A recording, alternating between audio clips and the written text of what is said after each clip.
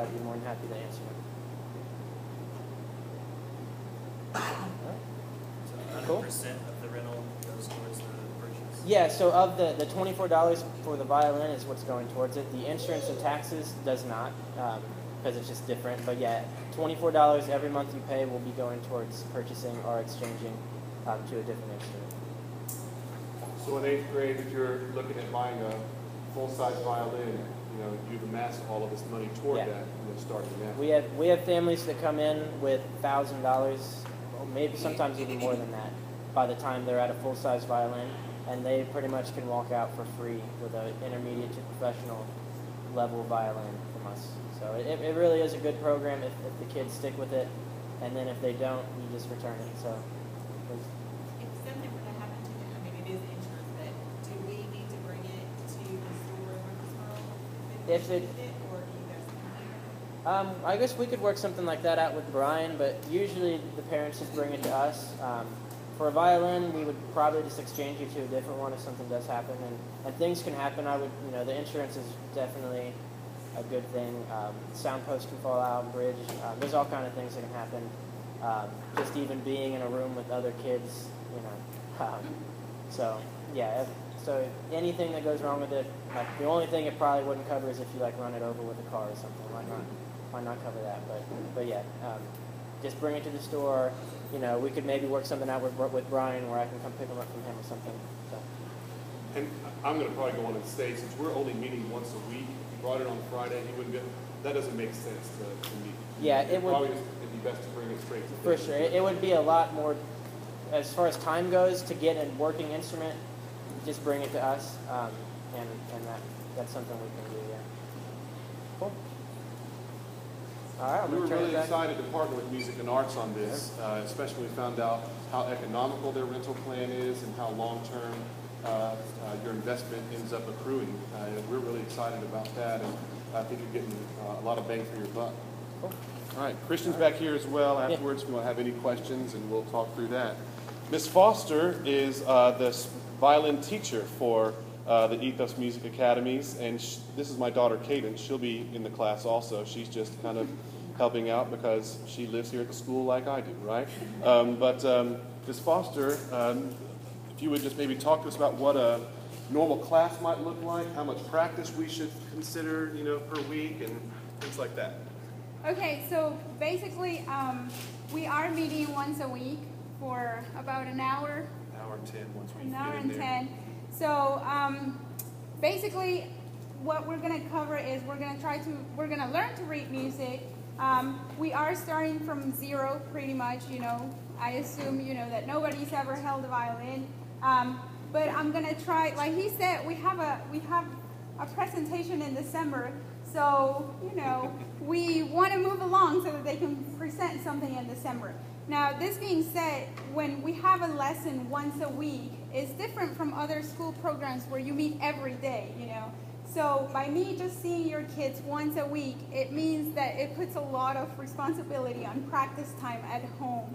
I always tell my students, in private lessons, I see them once a week. It's a little bit like dieting. If you just watch your diet once a week and assume you're going to lose weight with that, not going to happen, right?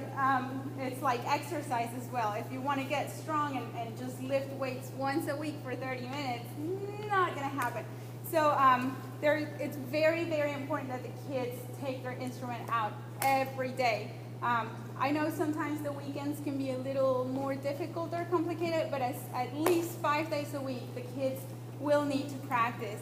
And, especially with young children, it depends a lot on the parents. Like, you actually have to be, aware that they take out the instrument and practice. And because of that, the class, I'm not going to give them a grade. It's not a graded class. But I will send a practice sheet home, and I want you guys to sign it, every day for practice. And pretty much, like I said, it's not for a grade.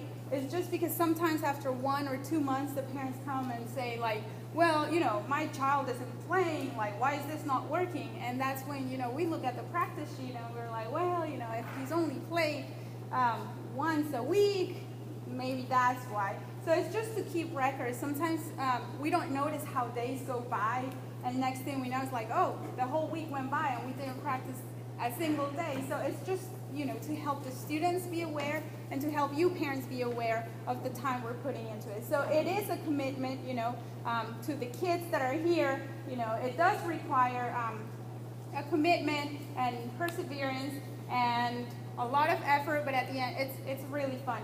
So the class, basically what it's all about is them learning to have a good posture. It's very important.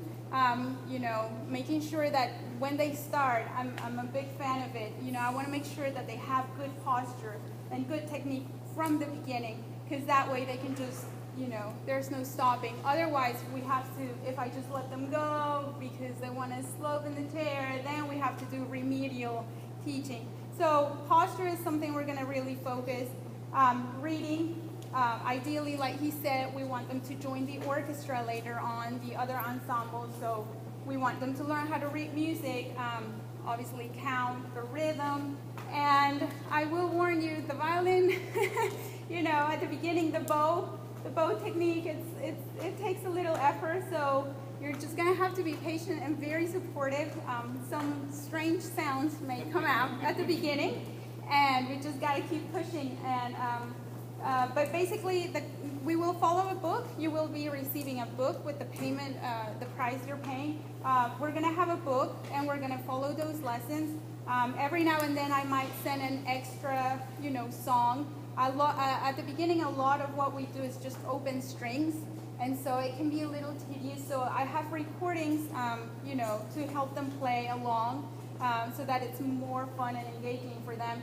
So I ask that you please make sure that they put the recording on and practice with it. The recordings help them a lot to stay on time, to train their ear. So it's very important. Their book has a CD. It's very important that they use it. And I will send, like I said, the practice sheet and exactly what they need to practice. So even if you feel like I don't know music, it will be very detailed. And I'll make sure that I have, constant communication with you guys. If there's any questions that you have, or maybe I don't exactly know what he needs to be doing, I'm always open for you to come and talk to me for anything that you need. But that's the idea, and hopefully in December, we'll be playing at least Twinkle, Twinkle, Little Star. I don't know if anybody has any questions. No? All right. So when this idea came about, thanks, I got this, honey. You can go sit down, but I appreciate it. When this idea came about earlier this year, I gathered some of my colleagues that have done this really well. One of those was Karen Clark. She was violin professor at Florida State University. That's a top 10 school for music. She moved here a few years ago after she retired. She's on our board of directors for Ethos. I said, how can we do this really well? We talked to George Reardon, who was the director of the School of Music at MTSU for a while. Turns out he started the string program in Tallahassee, Florida, in the public schools that now has thousands of students enrolled in that program. We talked to Dr. Andrea Dawson, who's the violin professor at MTSU. We talked to Chrissy Kim, who's a cello professor at MTSU. We said, we see a deficiency here in Rutherford County. We'd like to start attacking that and start to offer these students something really great. A lot of things came out of this. It said start with group lessons because it's more affordable, it's easier to get started on that. And then they all said, go get Aurora Foster. All of them independently said that. They said, this is the lady you want teaching that. And so she was the very next phone call. And she has a thriving private studio. She has been the conductor of the preparatory orchestra for the Murfreesboro Youth Orchestra. She's everything that you want in a teacher. And she's one of those that's going to love your kid like you do and is going to get your kids all set up for success. I encourage you to go to the Ethos website and click on that media page. Click on, listen to some of those recordings that we just did, this time last year. See what your kid can be doing when they're in 8th grade, 9th grade, 10th grade, 11th grade, 12th grade. Each one of those kids that are in that top orchestra started when they were in 3rd grade, 4th grade, or 5th grade. So you're doing exactly what you want to do if you are trying to get your kids started on a string instrument. The benefits of starting at this age are just out the roof. As far as logistics go, assuming that the next step we're going to do is get you fitted for an instrument over here. It depends on the arm length size. It depends on the size of the body and things like that. Christian and I forgot your colleague's name here. I'm sorry. Alan. Sorry about that, Alan. Christian and Alan are going to kind of drive that process, get you started over there. The 4 iPads back there in the back are already preset for the student information form.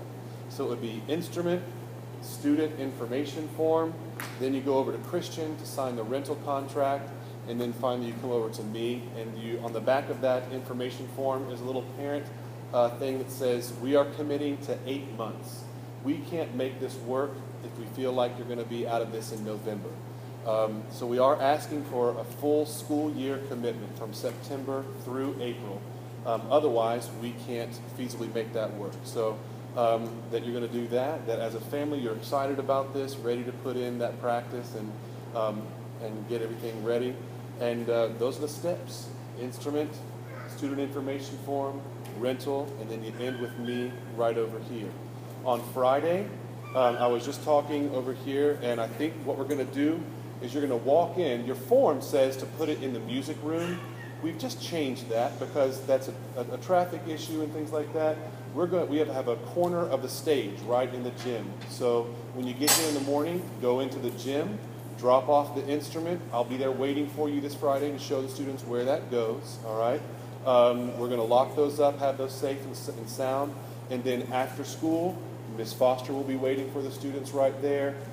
She'll get you started. I'll be over here once my class at Stewart's Creek is over at 2:45. I'll be over here a little bit after that. And then we'll have you guys picked up at 3:45. That Stewart's Creek tag that you have for the car rider line, if you can have that ready when you go to the car pickup line at the gym on Friday, we'll know that the right child is going home with the right family. So now, any final questions that you have? Yes, ma'am. Yes, so in the gym, that's where 3rd through 5th grade goes, I think. Is that right, in the morning? In the gym? Well, all kids can go in the morning. All kids can go depending on what time they get there, that's right. So in the gymnasium, up on the stage, there's a place. I'll have a sign, and you'll see me there. I'll be waiting for you kids. You'll put your instrument in our area back there. After school, Ms. Foster will be waiting for you over there.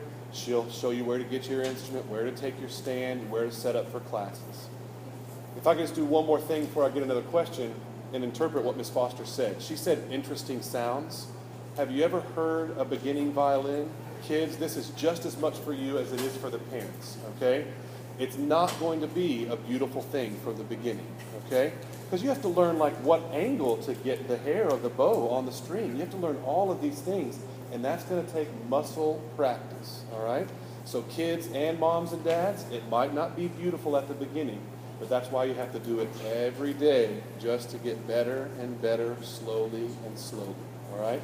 I will let you go to Ms. Foster for dieting advice and not to me. What other questions do you have? No laughs at that? No laughs at the fat joke? Okay. What other questions might you have? All right. Well, we're all available, and so moms, dads, and kids, you can go over here, get fitted for an instrument. Step 1 there, step 2 at the iPad, step 3 at the rental, step 4 with me. Thank you.